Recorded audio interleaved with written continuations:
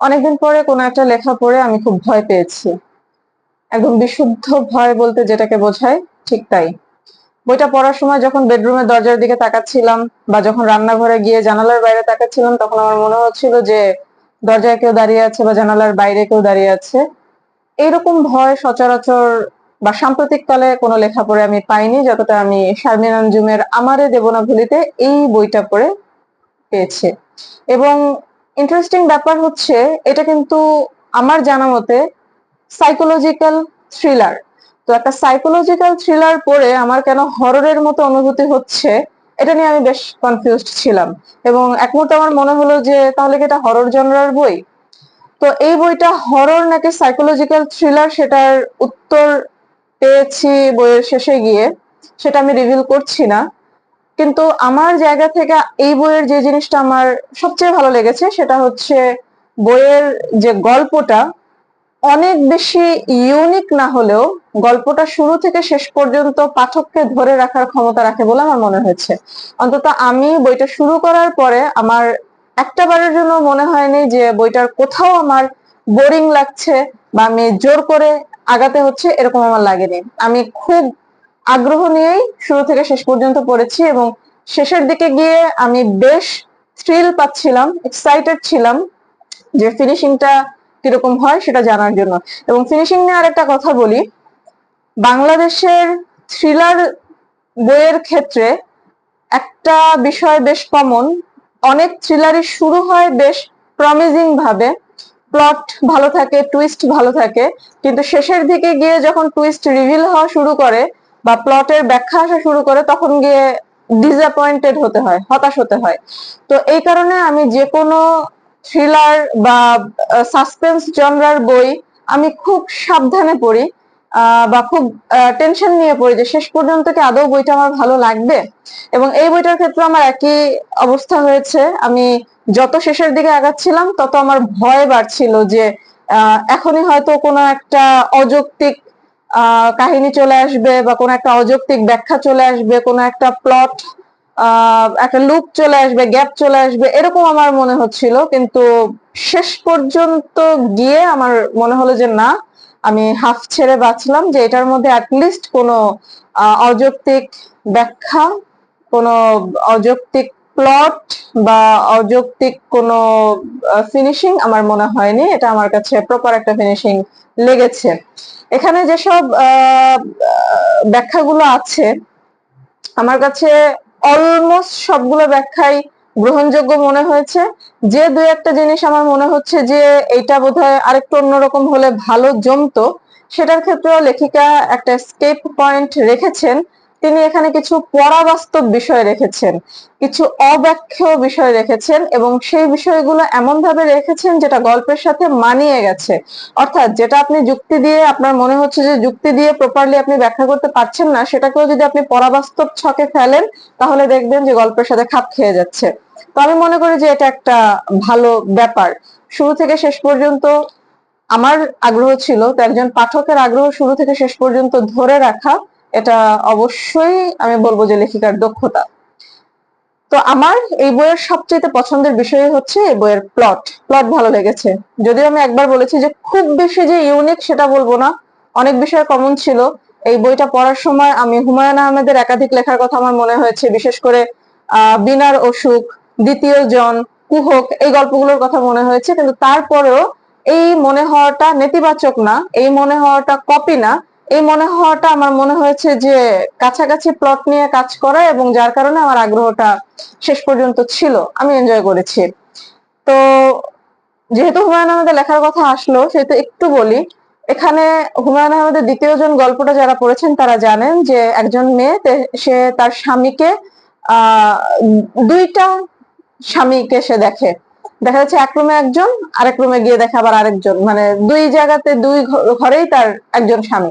তো এই বিষয়টা নিয়ে তার খুব অস্বস্তি হয়, সাইকোলজিক্যাল তার একটা টানাপোড়েন শুরু হয়। হুমায়ুন আহমেদ তার গল্পটাকে যে জায়গাটাতে আনফিনিশড অবস্থায় শেষ করেছেন, আমি মনে করি যে এইখানে গল্পটা ওই আনফিনিশড অবস্থা থেকে শুরু হয়ে পুরো বইটাই এই দুইটা সত্তার যে টানাপোড়েন, কোন সত্তাটা সত্যি এবং কোন সত্তাটা মিথ্যা, এবং একজন লোক দুইজন কেন, এই সাসপেন্সটাই এই বইয়ের হচ্ছে মূল সাসপেন্স। এবং এটার শেষটা জানার জন্য যে আসলে কি এটা ভৌতিক কারণে নাকি এটা সাইকোলজিক্যাল কারণে, ঠিক কোন কারণে নায়িকা যে অবন্তী সে তার স্বামীকে দুইটা স্বামী দেখে, দুইটা আশফাককে সে কেন দেখে, এটাই মূলত এই বইয়ের মূল প্রশ্ন। এবং এই প্রশ্ন উত্তর জানার জন্যই একটানা বইটা পড়ে যেতে আমার অন্তত ইচ্ছা করেছে। আচ্ছা, এবারে আসি বইটার প্লট নিয়ে। বললাম যে প্লটটা আমার খুব ভালো লেগেছে এবং আমি খুবই খুশি যে এতদিন পরে কোনো একটা বই পড়ে আমি আসলে বিশুদ্ধ ভয় পেয়েছি, কারণ সচরাচর ভয় পাই না কোনো বই পড়ে। এটা ভালো লেগেছে। কিন্তু এবার যদি কিছু অবজারভেশনের জায়গায় আসি, তাহলে বলতে হয় যে এই বইয়ের সবচেয়ে বড় দুর্বলতা যেটা আমার মনে হয়েছে সেটা হচ্ছে এর ভাষাগত দিক। আমার মনে হয়েছে যে এখানে লেখিকার যে ভাষা তিনি ব্যবহার করেছেন এটা প্রধানত ফেসবুকীয় ঢঙে লেখা আমার মনে হয়েছে। ভাষার গভীরতা কম, ওজন কম লেখায়। ওজন মানে যে খুব ভারী ভারী শব্দ ব্যবহার করতে হবে বিষয়টা সেরকম না, কিন্তু সাবলীলতার মধ্যেও একটা সুসাহিত্যিক বিষয় থাকে, এই বিষয়টা আমার এই বইতে মিসিং মনে হয়েছে। অনেকগুলো জায়গায় বেশ কিছু বাক্য আছে খাপ ছাড়া, বেশ কিছু বাক্য মনে হয়েছে মেলেনি, বা একদমই কথ্য ভাষা, বা ওই যে ফেসবুকেও যেটা বললাম যে ফেসবুকেও ঢঙে লেখা, যেটা আসলে বইয়ের পাতার সাথে মানানসই না, এরকম কিছু জায়গা ছিল। শব্দ চয়ন থেকে শুরু করে অনেক কিছুই, মানে একটা বইয়ের ভাষাগত সৌন্দর্য যেটার কারণে মনে হয় যে না খুব ভালো একটা সাহিত্য পড়লাম, ওই ভাষাগত সৌন্দর্যের জায়গাটা এই বইতে মিসিং ছিল। তো তারপরে আমি যেটা জানলাম যে এটা মূলত লেখিকার প্রথম দিককার লেখা, সম্ভবত দ্বিতীয় অথবা তৃতীয় বই। এখন নাকি লেখিকা আরো অনেকগুলো বই লিখেছেন। আমি জানি না রিসেন্টলি ওনার লেখার মান কতটুকু আপগ্রেড হয়েছে। যদি লেখার মান ভালো হয় তাহলে বলবো যে প্রথম দিকের লেখা হিসেবে এই বইয়ের ভাষাগত যে ত্রুটিগুলো আছে সেগুলোকে ইগনোর করা যায়। আমার মনে হয় লেখক দুই ধরনের হয়। এক ধরনের লেখক হচ্ছেন যারা শুরুতে খুব চমৎকার লেখেন কিন্তু আস্তে আস্তে তাদের লেখার মান কমে যায়। আবার আরেক ধরনের লেখক আছেন যারা ফেসবুকে লেখালেখি করে আস্তে আস্তে লেখালেখি জগতে আসেন, ধীরে ধীরে তাদের লেখার মান ইমপ্রুভড হয়। আমার কাছে কেন জানি মনে হয়েছে যে শারমিন আঞ্জুম দ্বিতীয় জনরায় পড়েন, আমি তার লেখা আগে কখনো পড়িনি, এটা পড়ে আমার মনে হলো যে ওনার এই বইতে যে ভাষাগত দুর্বলতা আছে, পরবর্তী বইতে যদি উনি সেটা কাটিয়ে উঠে থাকেন তাহলে আমি বলবো যে ওনার প্রচেষ্টাটা নিশ্চয়ই ভালো ছিল, উনি ভালো লেখার চেষ্টা করেছেন। আর এখানে এই বইটা ঐতিহ্য প্রকাশনীর। আমি খুবই বিরক্ত হয়েছি এই বইয়ের জ্যোতিচিহ্নের ভুল দেখে। ঐতিহ্যের মতো একটা বড় প্রকাশনী, তারা একটা বই বের করলো যেখানে দাড়ি ঠিক নাই, কমা ঠিক নাই, আমার বাক্য একটার সাথে আর একটা মিক্সড আপ হয়ে যাচ্ছে, যার কারণে আমি প্রথমে তো আমি মনে করেছি যে এটা লেখিকার সমস্যা, কিন্তু পরে আমার মাথায় কাজ করলো যে না, এটা লেখিকার সমস্যা কিভাবে, দাড়ি কমা নিশ্চয়ই একজন লেখিকা এত বড় ভুল করবেন না বা এতবার ভুল করবেন না। এই দাড়ি কমা ভুলের কারণে লেখার মান অনেক কমে গেছে। আমি জানি না ঐতিহ্য প্রকাশনী এটা কেন করেছে। এক হতে পারে নতুন লেখক ছিলেন বলে তারা এটাকে গুরুত্ব দিয়ে প্রকাশ করেনি, সম্পাদনা প্রুফ রিডিং ভালো মতো করেননি। পরবর্তী কতগুলো সংস্করণ বের হয়েছে আমি জানি না, তবে আমার মনে হয় যে এই বইটা যদি বাজারে এখন অ্যাভেলেবেল থাকে তাহলে অবশ্যই লেখিকা এবং প্রকাশনী দুজনেরই উচিত এই দাড়ি কমা জনিত যে প্রমাদ গুলো আছে এগুলোকে ঠিক করে নেওয়া, কারণ পাঠকের প্রচুর অস্বস্তি হবে বইটা পড়তে। বানানো ভুল আছে কয়েকটা জায়গায়, ওয়েল হয়ে গেছে অয়েল, এর খুবই বিশ্রী একটা ব্যাপার। এরকম আরো কিছু বিষয় আছে যেগুলো খুবই দৃষ্টিকটু। তো ভাষাগত বিষয় এবং জ্যোতিচিহ্নের ব্যবহারের কারণে বইটার মান যতটা হতে পারতো তার থেকে অনেক কমে গেছে।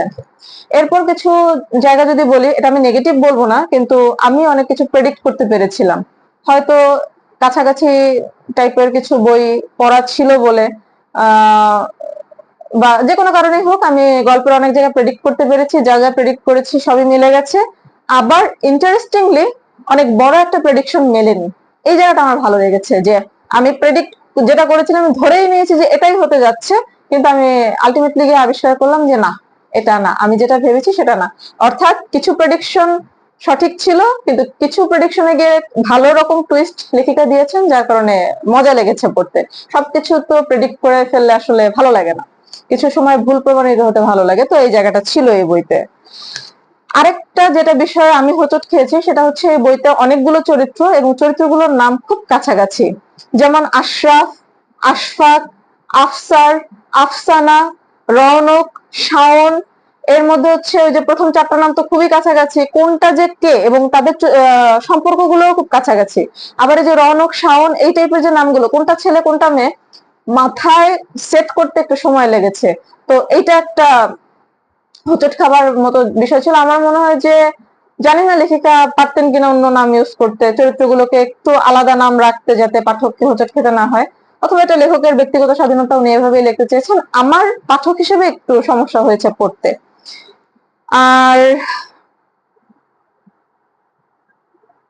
কিছু জায়গায় আমার মনে হচ্ছে যে বর্ণনাগুলো স্পষ্ট না, বিশেষ করে শুরুর দিকে যে কিছু পরাবাস্তব, অতিবাস্তব বা অতিপ্রাকৃত ঘটনা ছিল, বেশিরভাগেরই ব্যাখ্যা আমি শেষে গিয়ে পেয়েছি, কিন্তু দু একটা বিষয় আমি ক্লিয়ার হতে পারিনি। বিশেষ করে গল্পের যে নায়ক আশফাক, তার মায়ের কনসেপ্টটা আমার কাছে এখনো ক্লিয়ার না। কেউ যদি বইটা পড়ে থাকেন আমাকে যদি বুঝিয়ে বলতে পারেন, কাইন্ডলি একটু বুঝিয়ে দেবেন যে আশফাকের মায়ের হিস্ট্রিটা আসলে কি ছিল, আমি পুরোপুরি বুঝতে পারিনি। তো এইগুলোকে আমি আসলে অবজারভেশনের জায়গায় রাখবো এবং নিতান্তই গৌণ জায়গায় রাখবো, কারণ এগুলো হচ্ছে পাঠক টু পাঠক ভ্যারি করবে।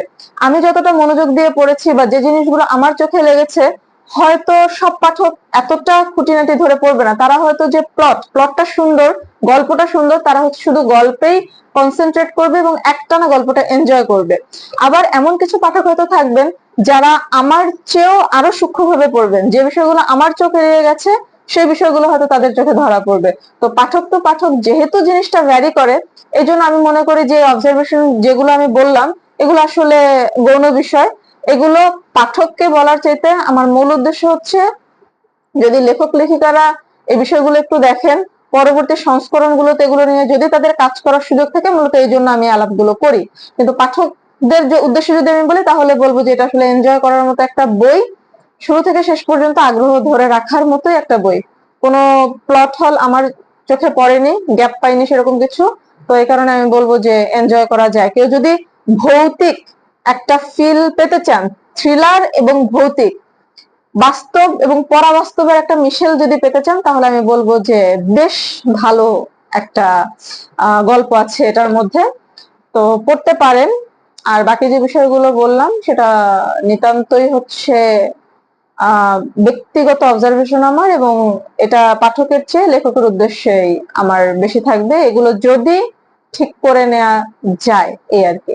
তো পড়তে পারেন, হরর প্লাস থ্রিলার দুইটারই ফিল যদি কেউ পেতে চান, তাহলে আমারে দেব না ভুলিতে শারমিন আঞ্জুমের এই লেখাটা নিঃসন্দেহে পড়তে পারেন। ধন্যবাদ সকলকে।